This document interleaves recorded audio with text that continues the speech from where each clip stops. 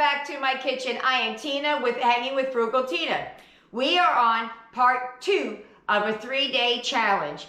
In this video, it's going to be day 2 and day 3, and I'm going to show you everything that I made. It was delicious. I really enjoyed the last 3 days making these videos and making these meals. Before we run over and start heating up the pots though, as always, I stop to say thank you. Thank you for tuning in. Thank you for subscribing. Thank you for commenting. And thank you for being you. So let's get it. Let's go. Let's get over there and heat up the pots. Come on.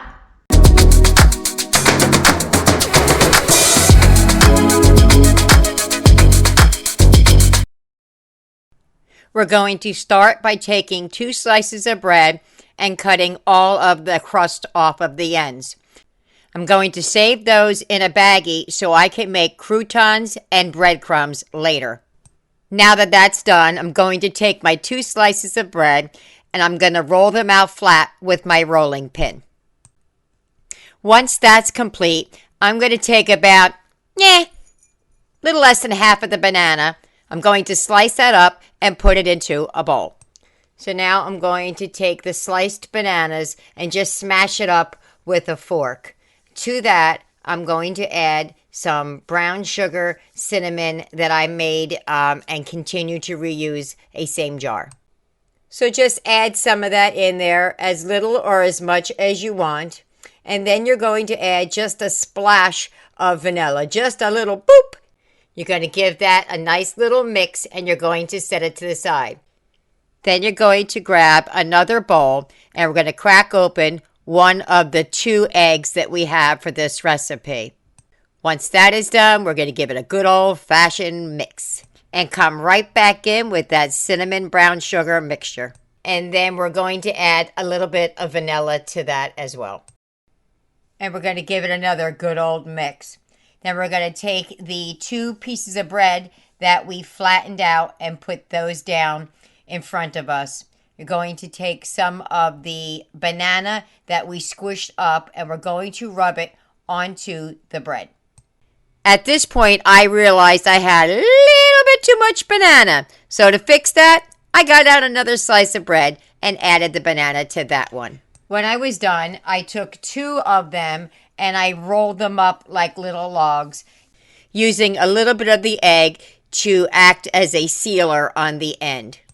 I like changing some of the same things so that it feels like you have a lot more than you do. For variety, I took the 3rd one and I folded it like a triangle and I used the fork to crimp the ends like you do on a pie. So now that we have all that assembled, we're going to move over to the stove. To our whipped egg, I'm going to add a splash of milk.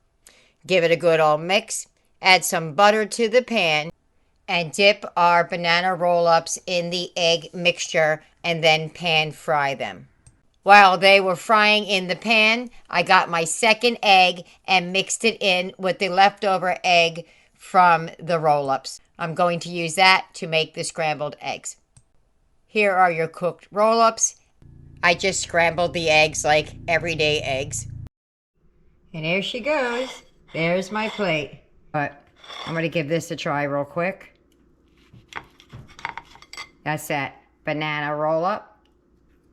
Oh my goodness. It tastes like almost like a waffle with bananas on top. It's lunchtime.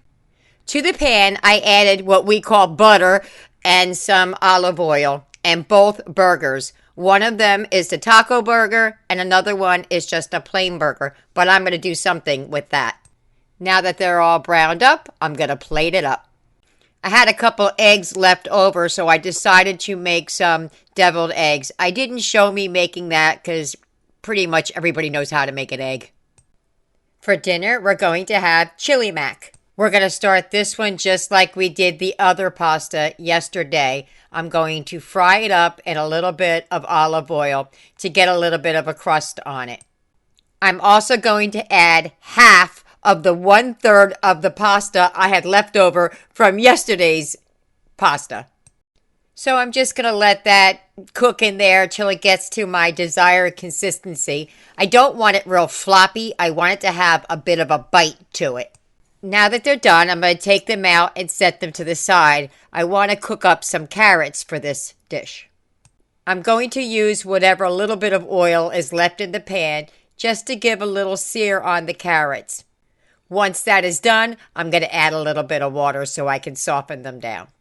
Once that's done, we're going to start adding things back to the pan. And here we go. First, we're going to hit it with about a half a can of the sauce, then some onion powder, garlic powder, cumin, and some basil. And here we go with another mixy-poo. Once that is heated through, I'm going to re-add the pasta back to the pan. Mix that together and let it heat a little to let the flavors marry together. Then we're coming in with a little bit of water to thin it out. We're going to keep moving that around the pan so that it doesn't burn. And here we go with some of the black beans we have in reserve. So it's not looking wet enough for me, so I'm coming back in with a little more of that sauce. That's why I kept it in reserve. Don't forget to keep that pasta moving around in the pan. Since I added more sauce, I wanted to go in and give it a taste for flavor. Yup, just as I suspected. I added some salt, pepper, some more onion powder, garlic powder, and a blast of basil. A quick stir and back in for another taste test. That's much better. I really believe it was the salt it was missing. Oh my goodness, did that make a lot of food. Just so you could see how much pasta was in that bowl, I dumped it out on this plate. I did not finish it. It was too much food. And trust me, I wanted to. It was absolutely delicious. Well, I'm calling this one toasted quiche. I don't have a name for it. What you're going to do is you're going to cut off the ends of your bread. You can leave them on if you want. I didn't. Then you're going to roll them flat with a rolling pin. And once you get them good and flat, you're going to get out your cupcake pan, muffin pan, whatever kind of vessel you have to make those things with. You're going to spray that with whatever nonstick spray you have, or olive oil or vegetable oil or something like that. And then you're just going to rub it around so you don't have oil spots like you see in mine. Once that's done, you're going to take your bread and you're going to stuff it down into the well. So it looks something like this. Then you're going to put it in the oven to toast. While that's in the oven toasting up, I'm going to take the time to prepare the eggs. You're going to whip up 2 eggs, salt and pepper to taste, a dash of milk, whisk it, and did you think I forgot about that cheese package from the macaroni and cheese? I'm going to add a teaspoon of the powdered cheese and mix. We're going to move those eggs back for just a minute, and we're going to take our toast and we're going to spray it with a little bit of vegetable spray. It's going to make like a moisture barrier between the eggs and the bread. Once you've done that, it's time to start filling the toast with the eggs. And in the oven they go. And look how cute they came out. And they're coming right out of the pan too. Didn't stick at all. So there's my plate. I'm not a very big eater, so that's a lot of food for me. The banana is just a little bit less than half a banana. Before I do the taste test, I just want to show you up close how they look. There's the bottoms, so they're not burnt. So let's give it a go. See the bits of cheese in there from that powdered cheese I added to it? I hope you could see it. Let's give this a taste.